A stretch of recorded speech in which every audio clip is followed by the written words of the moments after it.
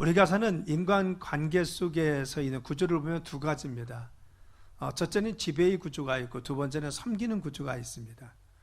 지배의 구조는 무엇이냐? 힘 있는 자가 힘 없는 자를 지배하는 겁니다. 강한 자가 약한 자를 지배하고 배운 자가 못 배운 자를 지배하는 겁니다. 그래서 높이 있는 자가 바로 아래에 있는 자를 지배하고 그를 다스리는 겁니다. 이것을 우리는 약육강식이라고 합니다. 이것은 인간이 살고 있는 사회의 그러한 자연적인 현상이죠. 개인도 그렇고 기업도 그렇고 나라도 그렇습니다. 그래서 사람들은 이구동성으로 힘을 키워야 된다, 지식을 얻어야 된다, 그리고 무엇인가 물질이 많아야 된다라고 생각합니다. 이것은 예수님 믿는 우리 믿음의 사람도 마찬가지입니다. 믿는 성도도 세상을 살다 보면 병이 들 수 있고 부도날 수 있고 힘들 수 있고 공격당할 수 있습니다. 지배구조 속에 살고 있을 때 어려움을 당하는 것도 사실이라는 겁니다. 그러기에 우리 믿음의 사람도 돈이 있어야 된다고 하고 힘이 있어야 된다고 하고 권력이나 지식이 있어야 된다고 이야기합니다. 물론 그렇습니다. 하나님 축복해 주셔서 여러분 모두가 물질적으로 풍요하고 그리고 또 하나님께서 복 주시는 귀한 삶이 되길 간절히 축원합니다. 그래서 그것이 중요합니다. 우리가 복되고 축복된 거 굉장히 중요합니다. 그런데 우리 믿음의 사람들은 바로 우리가 세상을 살아갈 때 지배구조 속에서 살고는 있지만, 내가 삶의 정황은 지배구조 속에서 살고 있지만 믿음의 성도의 삶의 방식은, 사고방식은, 삶의 태도는 지배구조로 살면 안 된다는 겁니다. 그렇죠. 지배구조 속에서 승자가 되었다고 해서 늘 믿음의 사람이 기쁘고 행복한 것은 아닙니다. 우리가 잘 알고 있는 배우 마릴린 먼로 있죠. 제가 얼마 전에 세종에 가서 누구를 만나기 위해서 카페를 갔습니다. 카페 갔더니 마릴린 먼로 그림이 바로 사진이 거기 붙어 있더라고요. 거기 있었습니다. 우리가 잘 아는 문학가 해밍웨이, 그렇죠. 철학자 니케, 아주 뛰어난 사람들이죠. 가수는 엘비스 프레슬리 같은 사람. 그래서 우리가 잘 알고 있는 현대가의 그러한 아들이었던 정몽원 회장. 여러분 연예인들도 많이 들 수 있는데 이들의 공통점은 무엇입니까? 한결같이 자살했다는 겁니다. 우리가 볼 때는 그들은 다 가진 것 같았습니다. 물질도 명예도 그리고 때로는 권세도 지식도. 다른 사람들이 갖지 못하는 것을 많이 가지고 있고 또 모든 사람이 다 부러워할 정도로 많은 것을 가졌습니다. 그런데 얼마나 고통스러웠으면 그들이 자신의 삶을 스스로 목숨을 끊고 죽어야 했을까요? 라는 겁니다. 우리가 연예인들을 가끔 보면은 내가 공황장애가 있습니다. 나는 이런 우울증이 있습니다. 그리고 또 마약이나 그런 것에 빠져드는 것을 볼 수가 있습니다. 왜 그렇습니까? 그들이 더 많은 것을 가지면 가질수록 힘들고 어렵고 고통스럽다는 것을 우리는 잘 알 수가 있는 것입니다.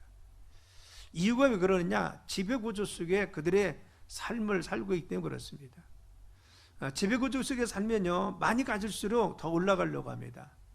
그리고 더 높아지려고 합니다. 그리고 더 으뜸되려고 합니다. 그래서 대립이 있고 그 안에 갈등이 있고 문제가 있습니다.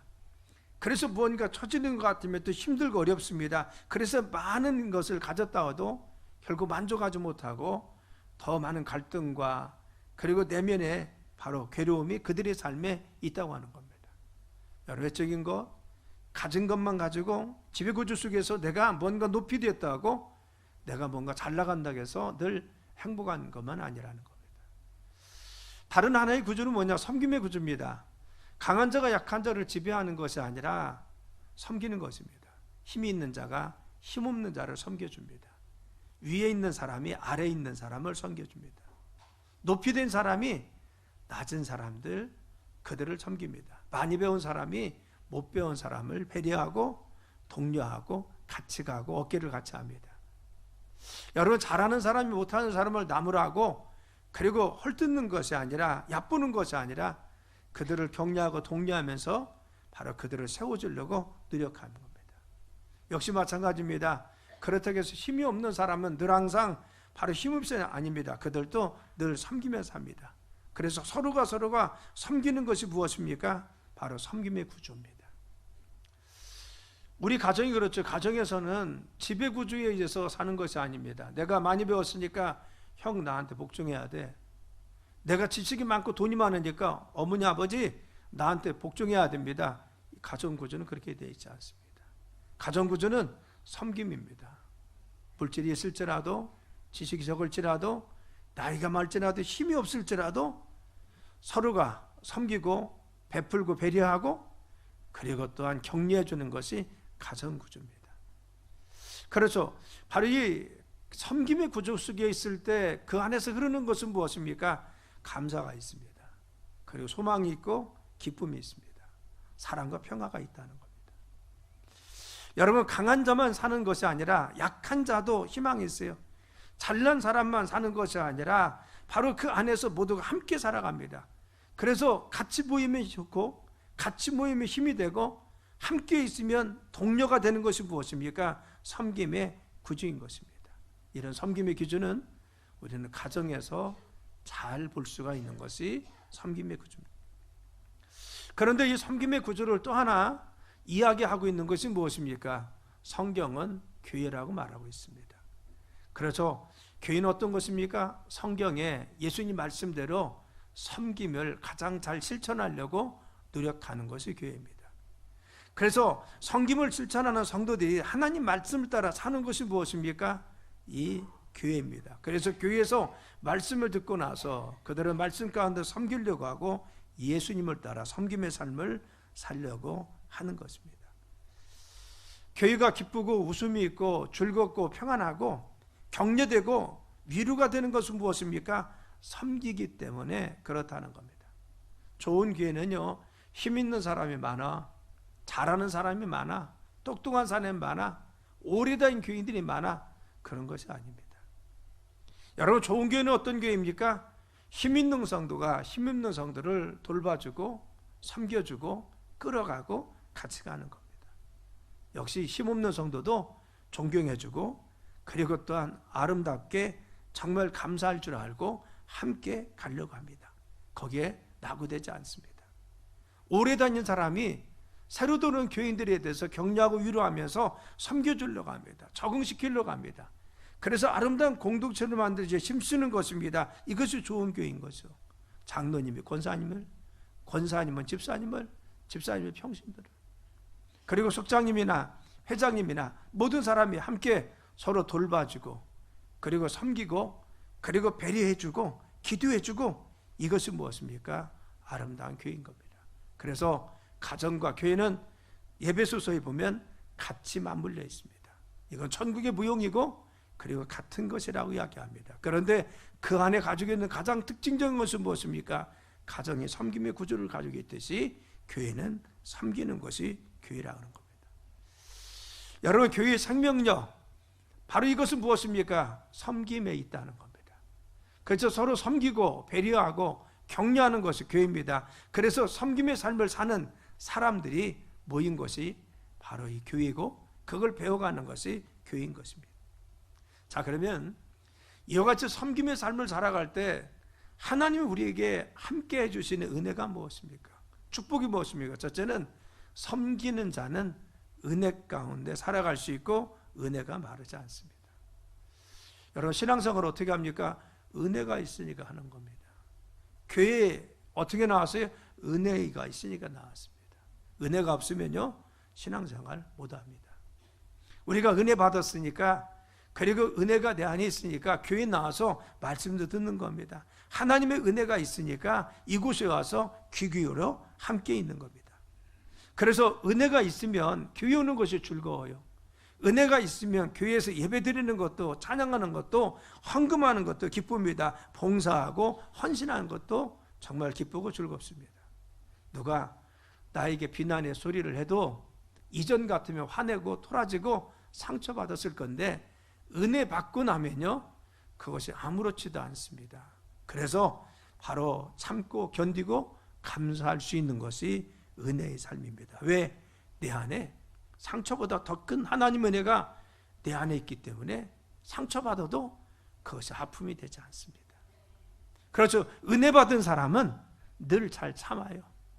어떤 것도 잘 견딜 수가 있습니다. 은혜 받은 사람은 그래서 늘 항상 삶에 기쁩니다. 그래서 기쁨을 가지고 삶을 살 수가 있습니다. 그래서 성경 사도행전 13장 43절에는 항상 하나님의 은혜 가운데 있으라 하겠어요.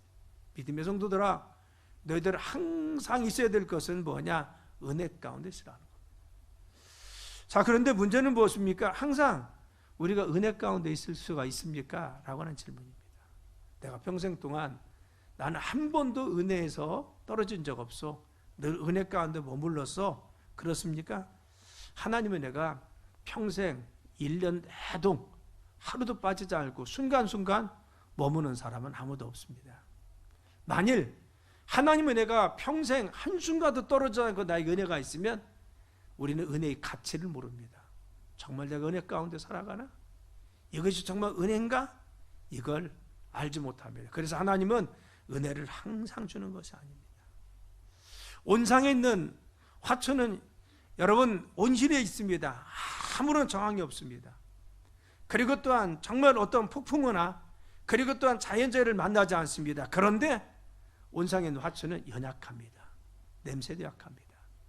그러나 들에 있는 화초는요 강한 비바람을 이겨냅니다.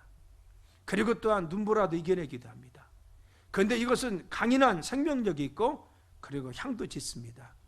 여러분, 우리 삶이 그렇습니다. 은혜 받는 거 늘 은혜 가운데만 있으면 바로 무약한 그리고 또한 무능한 성도가 될 수가 있다는 겁니다.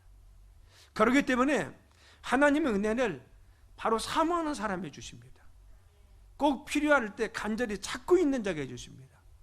합당한 은혜 가운데 머무른 자에게 주시는 것입니다. 그래서 히브리서 4장 16절에 그러므로 우리는 긍휼하심을 받고 때를 따라 돕는 은혜를 얻기 위하여 은혜의 보좌 앞에 담대히 나가라 하겠어요.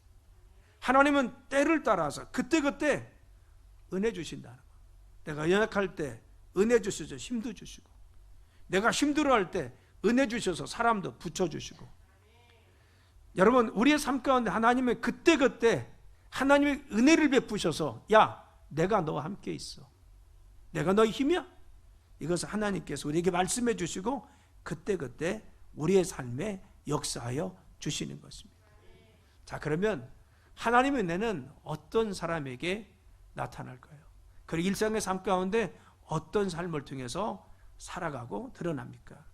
하나님의 은혜 받은 사람들은요 나누고 실천하는 삶을 삽니다. 내가 하나님의 은혜를 받았습니다. 은혜 받은 사람들은 그 은혜에 감격해서 정말 이 은혜 가운데 내가 그냥 머물지 않습니다. 그리고는 사랑을 나가서 형제에게 베풉니다. 이웃에게 베풉니다. 섬깁니다. 그래서 채워줍니다. 그래서 은혜 받은 사람이 있으면 바로 그 공동체나 그 주변 사람들이 행복해지고 넉넉해지는 것입니다. 그렇죠? 그런데 여러분 이 은혜는 언제 옵니까? 섬길 때 우리에게 주어진다 하겠어요. 만약 약해서 뒤처져 있는 성도를 찾아가서 차도 마시고 식사도 하면서 권면해주고 기도해주고 붙들어줘서 그가 힘을 얻고 일어서면요 여러분 우리는 나도 모르게 내가 격려해 줬는데 나에게 기쁨이 있어요. 내게 은혜가 임하고 새 힘이 임합니다. 여러분 그렇죠? 내가 섬기면요 나도 모르게 내 삶에 내 안에 은혜가 넘칩니다. 내가 섬기다 보면 내가 베풀다 보면 내가 정말 낮은 자로서 그들을 높이고 그들을 내가 존중하고 그들을 세워주려고 노력하면 나도 모르게 기쁨이 있는 것입니다. 그래서 여러분 교회에서 장로님이나 권사님이나 잘 봉사하는 집사님들이요 회장님이나 교사들이나 속장님들이 왜 그 삶에 늘 은혜가 있습니까? 섬기니까 그렇습니다. 잘 섬기니까 하나님의 은혜가 충만합니다. 기쁨이 늘 넘칩니다. 그리고 말씀을 들을 때마다 더 생명수 솟아납니다. 그래서 우리는 내게 주신 직분이나 직임을 통해서 잘 섬기다 보면 샘솟듯 내 안에 은혜가 넘치는 것을 알 수가 있는 것입니다. 사랑 여러분 가정에서 우리 부모님들이 자녀를 만나죠. 제가 어제 시간이 돼가지고 시간이 남아서 저쪽 대둔산을 갔어요. 대둔산을 갔는데 등산하기 위해서 가서 등산을 이렇게 하고 오는데 그 앞에서 가족들이 이렇게 오는 것을 봤어요. 그런데 어떤 할아버지 한 분이 기뻐가지고 막 이러고 와요. 누군가 했더니만 손주가 내리고 있는 겁니다. 손자와 손녀딸이 내리는데 아주 기뻐서 어쩔 줄 모르고 그 아이를 안고 좋아합니다. 왜 그래요? 바로 그 섬김, 그렇죠. 그 사랑이 그냥 흘러나와요. 그렇죠. 손주를 보니까 내 안에서 그 사랑이, 그러니까 그 아이를 보니까 기쁨이 솟아납니다. 그렇죠. 우리는 섬기면요, 사랑을 주면 내 안에 기쁨이 있을 줄 믿습니다. 그래서 섬기는 자, 그리고 늘 항상 섬김을 가지고 있는 자, 하나님의 큰 은혜가 임하는 줄 믿습니다. 두 번째, 섬기는 자 하나님 어떻게 하십니까? 존귀하게 세워줍니다. 그렇죠. 섬기는 자, 우리가 늘 섬기고 세워주고 내가 남에게 베풀고 무엇인가 늘 사랑을 주는 사람, 늘 낮아진 것 같고 다른 사람들이 멸시받을 것 같지만 아닙니다. 하나님께서 세워주고 사람들이 인정받을 수 있도록 그의 삶을 주님이 들어주십니다. 미국의 대통령 중에서 지미 카터 대통령을 잘 알고 있습니다. 그는 재선에 실패했던 대통령입니다. 아마 대부분은 미국에서 재선에 대통령들이 성공합니다. 성공하지 못한다는 것은, 재선하지 못했다는 것은 인기가 없다는 겁니다. 그래서 이 카터 대통령은 한때 실패자라고 낙인시켰습니다. 그런데 그는 대통령이 물러나서도 여전히 교회에서 봉사하고 이웃을 위해서 헌신하고 곳곳을 다니면서 섬김의 삶을 살았습니다. 그 결과 세계에서 가장 존경받는 역대 대통령 중에 한 사람이 되었습니다. 그 삶을 세워준 것은, 모든 사람이 존경했던 이유는 무엇입니까? 그를 섬김의 삶을 이후에도 지속적으로 했습니다. 멈추지 않았습니다. 그래서 그리스도의 단어를 실천하려고 하니까 하나님 그를 세워주시고 모든 사람에게 존중받도록 했습니다. 우리가 잘 알고 있는 넬슨 만델라 대통령, 남아프리카 공화국의 대통령이었습니다. 근데 그가 임종 직전에 바로 생명이 위독하다는 소식을 듣고 나서 남아프리카 공화국의 모든 백성들이 건강 회복을 위해서 울면서 기도했다는 겁니다. 저는 우리나라 대통령도 모든 백성들이 울면서 어려운 일을 당하면 기도할 수 있는 그런 존경받는 대통령들이 되길 원합니다.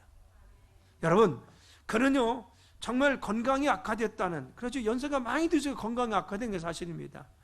그런데 울면서 그를 위해서 기도했어요. 왜 그래요? 만델라를 아버지처럼 존중한 겁니다. 국민들이 아버지처럼 바로 이 만델라를 존중했습니다. 흑인이든 백인이든 다 존중했습니다. 왜 그렇습니까? 그는 섬김과 화합을 실천했던 사람입니다. 수백 년 동안 백인이 흑인을 학대했습니다. 그런데 만델라가 대통령이 되고 나면 백인들을 바로같이 핍박할 줄 알았는데 아니었습니다. 싸우지 않고 화합했습니다. 하나를 이루려고 노력했습니다. 그래 철저히 섬기려고 노력했습니다. 이 종의 모습을 가졌기 때문에 모든 사람이 존중했다는 겁니다. 사람은요 높이 되면 대접받고 싶습니다. 내가 뭔가 잘하면요 우쭐내고 싶습니다. 이런 유혹을 누구나 다 가지고 있습니다. 그런데 바로같이 이들은 한결같이 이 유혹을 물리쳤습니다. 그리고 끊임없이 낮아졌습니다. 늘 섬기려고 했습니다. 섬김에 늘 본을 보였습니다. 그 결과 나라뿐만 아니라, 그리고 또한 모든 백성들이, 그리고 또한 모든 세계 사람들이 존중하는 대통령들이 된 것을 볼 수가 있습니다. 섬기는 사람은 존경받는다는 겁니다. 우리는 성경을 통해서도 볼 수가 있습니다. 아브라함입니다. 아브라함 어디든 가든지 철저히 섬김의 삶을 살았습니다. 그러다 보니까 주변 사람들이 그를 사랑하고 존경하는데, 그럴 땅에서는 사람들이 그를 주님이라고 부를 정도로 존경받는 인물이 되었습니다. 여러분, 아브라함이 낮아졌을 때, 섬기는 자로 살았을 때 그가 한없이 낮아졌습니까? 그렇죠. 하나님이 그를 높여주시고 사람들에게 존중받게 만들어 주었습니다. 우리는 이런 모습을 성경이나 주변을 통해서 수없이 볼 수가 있는 것입니다. 하나님께서는 사람에게도, 그리고 또한 하나님께 인정받고 사랑받을 수 있는 사람 누구냐? 섬기는 사람을 주님께서 세워주신다는 겁니다. 우리는 가장 섬김의 모범은 누굽니까? 예수님이십니다. 하나님과 근본 본체였습니다. 동일됨을 버리시고 낮고 낮은 종의 형체인 인간의 모습을 따고 이 땅에 오셨습니다. 그리고 가장 낮은 마구간의 집에서 태어나서 그분은 일평생 동안 정말 머리 둘 것 하나 없이 일생을 사십니다. 그러면 늘 섬기고 베풀고 격려해주고 기도해주고 남에게 힘을 실어주는 섬김의 삶을 살았습니다. 마지막에 그는 어떻게 했습니까?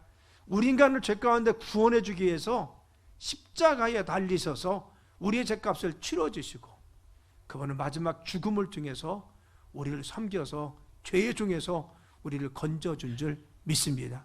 그래서 그분을 믿는 자마다 우리가 모두가 구원받게 해주신 것입니다. 여러분 그렇죠? 바로 같이 예수님은 스스로 낮아졌습니다. 그리고 스스로 섬겼습니다.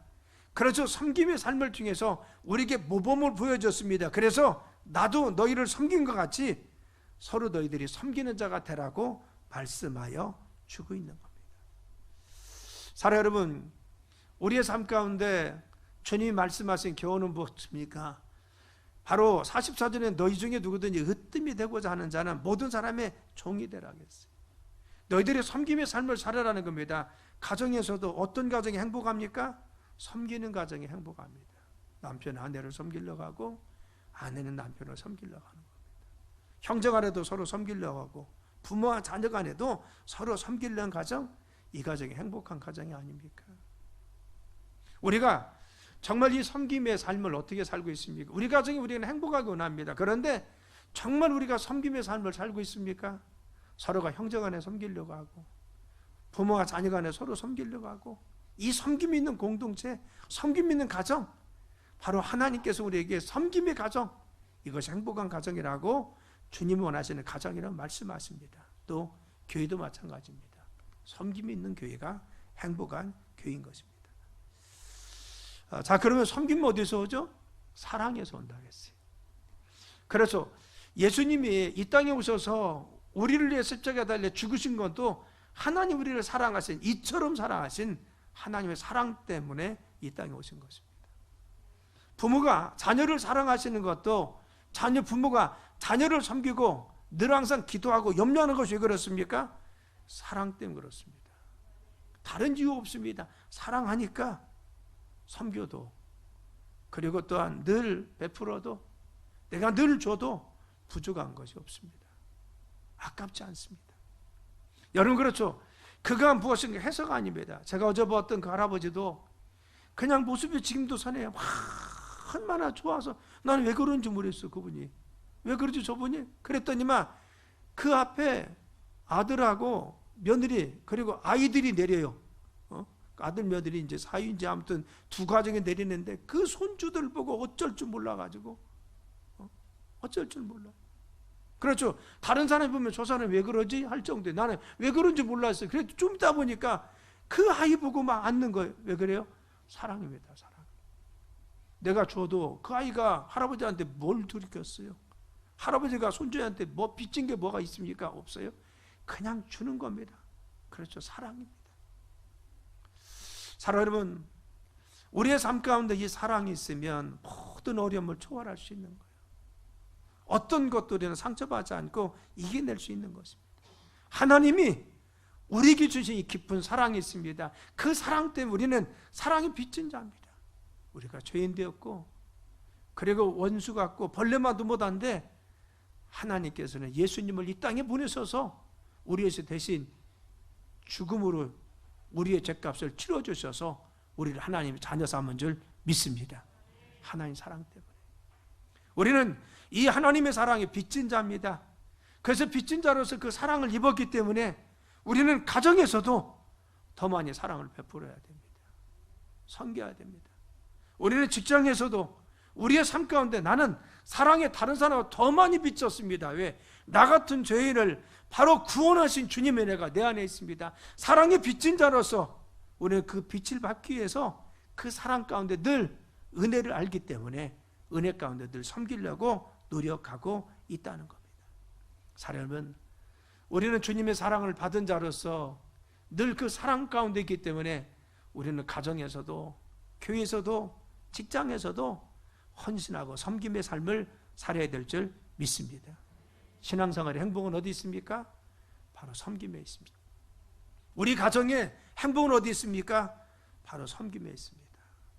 내가 덜 사랑을 받을지라도, 내가 남편에게 사랑을 조금 못 받았고 부족한 것이 있을지라도, 내가 부모님께 사랑이 좀 덜 받고 무엇인가 부족한 게 있을지라도 나는 더 큰 하나님의 사랑을 받았기 때문에, 그 사랑 가운데 있기 때문에 내가 먼저 섬기고 사랑을 줄 수 있는 믿음의 사람이 될 줄 믿습니다.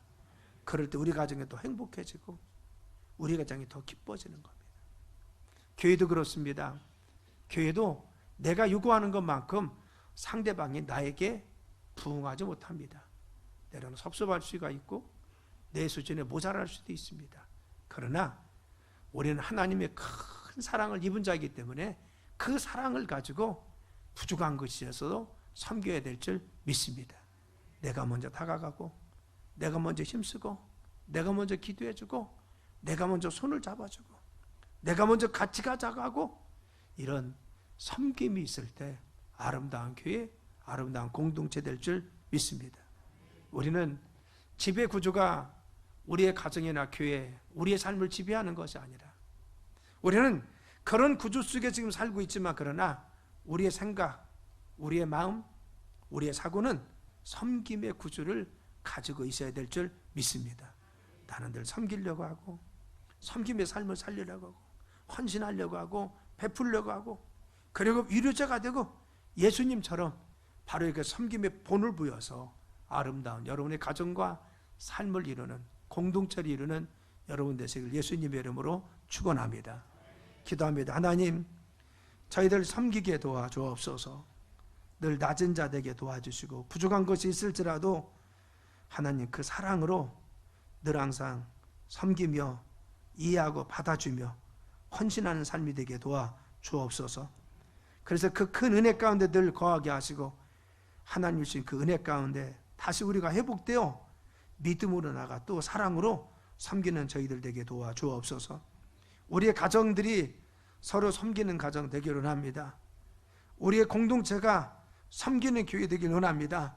하나님 보시기에 아름다운 섬김의 가정과 교회 되게 도와주셔서 주님께 영광 돌리도록 내주는 축복하여 주옵소서. 예수님의 이름으로 간절히 기도드려 싸움나이다.